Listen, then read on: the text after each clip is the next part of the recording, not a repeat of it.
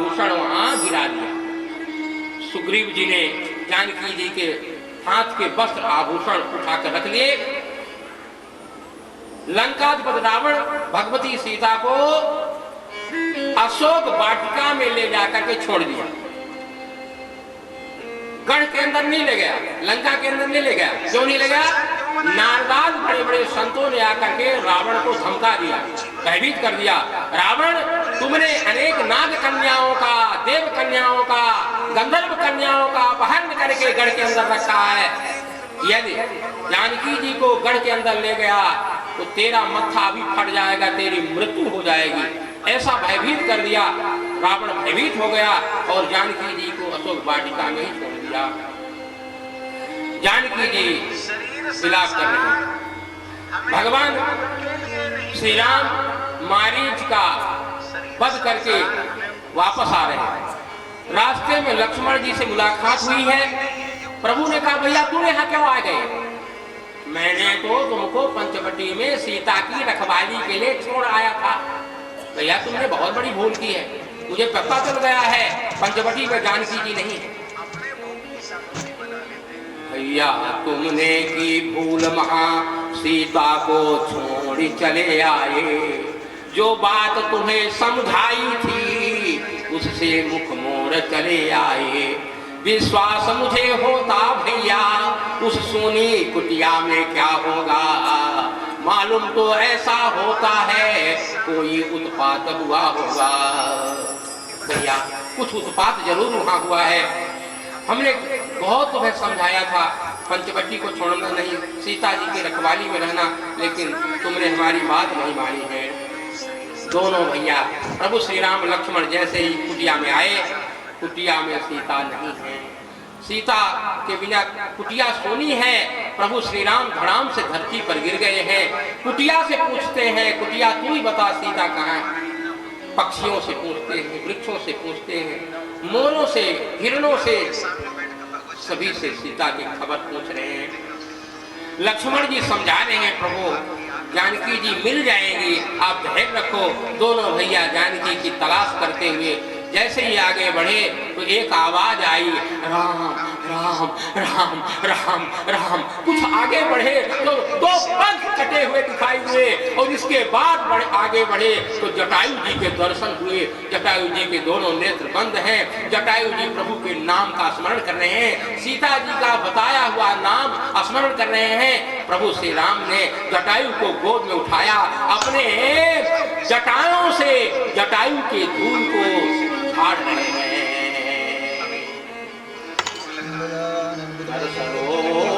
सिर पर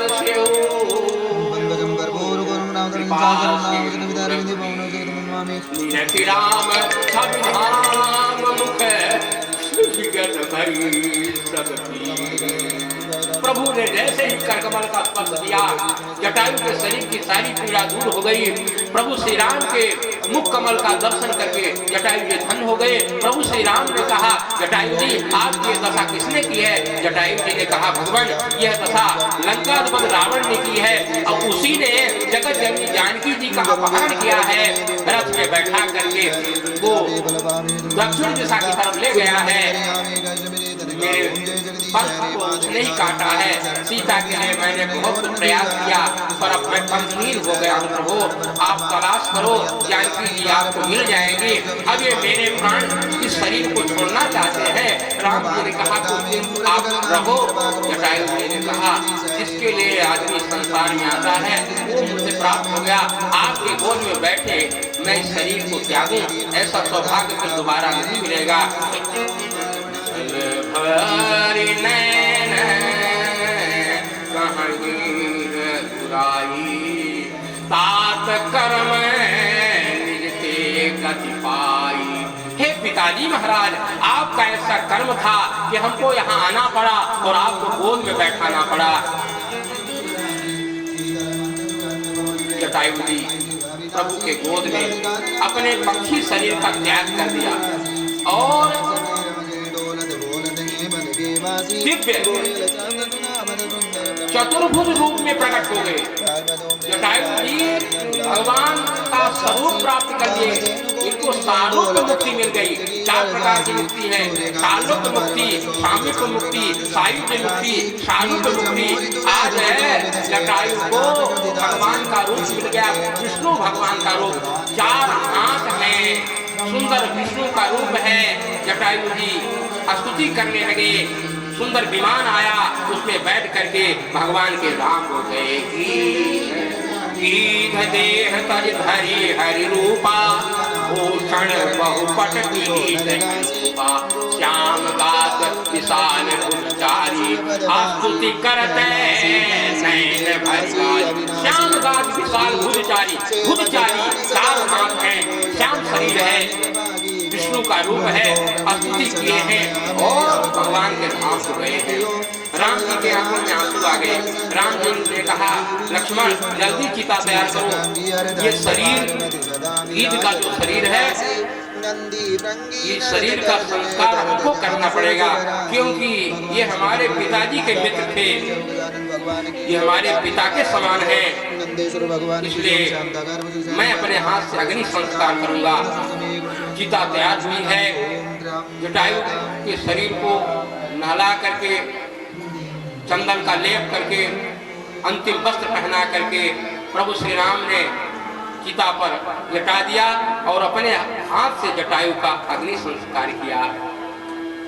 जाओ जाओ हे भक्तराज, जाओगे मेरे धाम को तुम, जाते जाते इतना सुन लो, कर चले ऋणी इस राम को तुम। जटायु का प्रसंग मैं स्वतंत्र में कभी सुनाऊंगा, अभी मेरे पास समय कम है, इसलिए मैं भाग रहा हूँ। जटायु जी की गति हुई, मुक्ति हुई, अविरल भक्ति मांग करके जटायु जी भगवान के धाम को गए। जटायु का उद्धार करके ठाकुर जी आगे बढ़े। एक कबंध नाम का राक्षस आया सामने से, कबंध नाम का राक्षस आया। ठाकुर जी ने बाण का अनुसंधान किया, कबंध गंधर्व का रूप धारण करके प्रभु के चरणों में प्रणाम किया। प्रभु मैं गंधर्व था, लेकिन दुर्वासा ऋषि के श्राप के कारण मुझे राक्षस की जोनी मिली। आज आपके बाण से फिर से मुझे गंधर्व का रूप मिल गया। बार बार प्रणाम किया। भगवान बोले, ब्राह्मणों का द्रोही मुझे पसंद नहीं है। सुन गंधर्व कहाऊं मैं द्रोही, मोइन सुहाय ब्रह्म कुल द्रोही। मुझे ब्राह्मण कुल का द्रोही बिल्कुल पसंद नहीं है। और यहीं पर ब्राह्मण की भक्ति, ब्राह्मण की महिमा प्रभु श्री राम ने इस गंधर्व के सामने गाई है। अब इसके बाद सबरी के आश्रम में आते हैं। गोस्वामी जी लिखते हैं, शांति वनस्पति शांति विश्वदेव शांति ब्रह्म शांति सर्व शांति शांतिरेव शांति साम शांति ओम शांति शांति शांति सरोवर जय निज मन मुकुर सुधार वरण रघुवर विमल जसो जदावे बल पवन कुमार बल बोधि जादि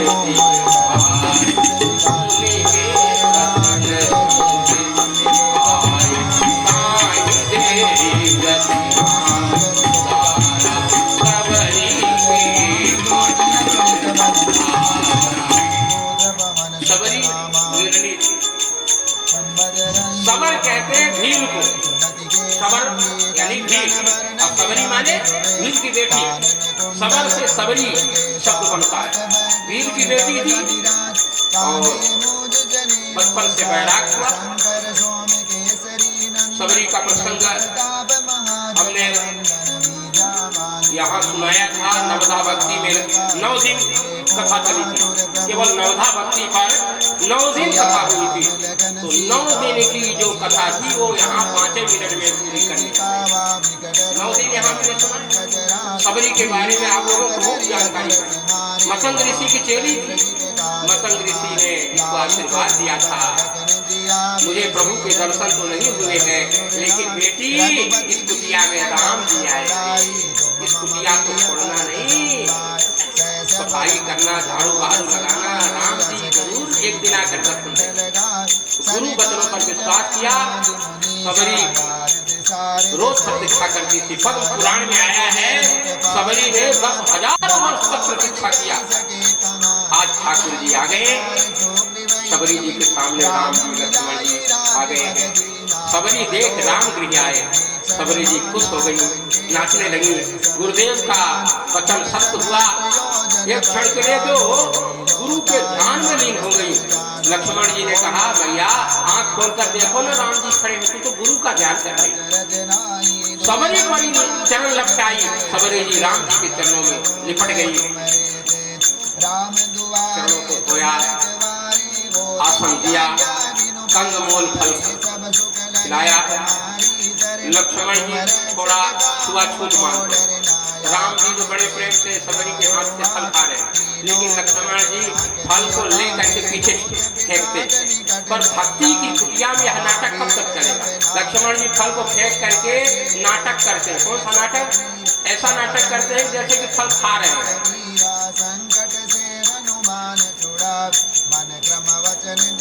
ये नाटक, अरे फल को फेंक रहे हैं, खा तो रहे नहीं, पर ऐसा लगता है कि फल खा रहे हैं।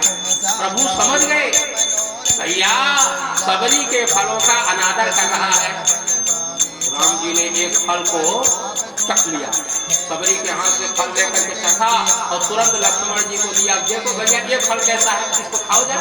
लक्ष्मण जी ने जैसे खाया ना, अच्छा लगा। अब तो लक्ष्मण जी सबरी के हाथ से मांग मांग करके फल खाने लगे, मांग मांग करके, भैया और दो ना।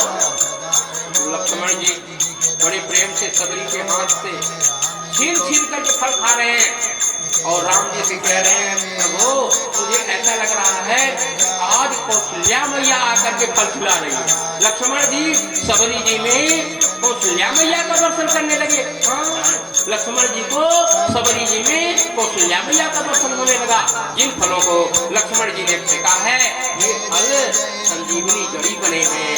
लक्ष्मण जी के प्राण सबरी के फलों ने ही बचाया है। कितनी ताकत थी इन फलों में, सबरी के फलों में, सबरी के बैर में कितनी ताकत। फलाहार करने के बाद सबरी जी फलाहार करा करके सबरी जी सामने आई। दोनों हाथ जोड़ करके कहने लगी कि मैं स्तुति जानती नहीं। राम जी ने कहा कि आपको स्तुति करने की जरूरत नहीं, आज मैं स्तुति करूंगा, आप मेरी स्तुति मत करो। माता जी आज मैं आपकी स्तुति करूंगा। और यहीं पर मेरे ठाकुर जी नवधा भक्ति के द्वारा मानो सबरी मैया की स्तुति करें।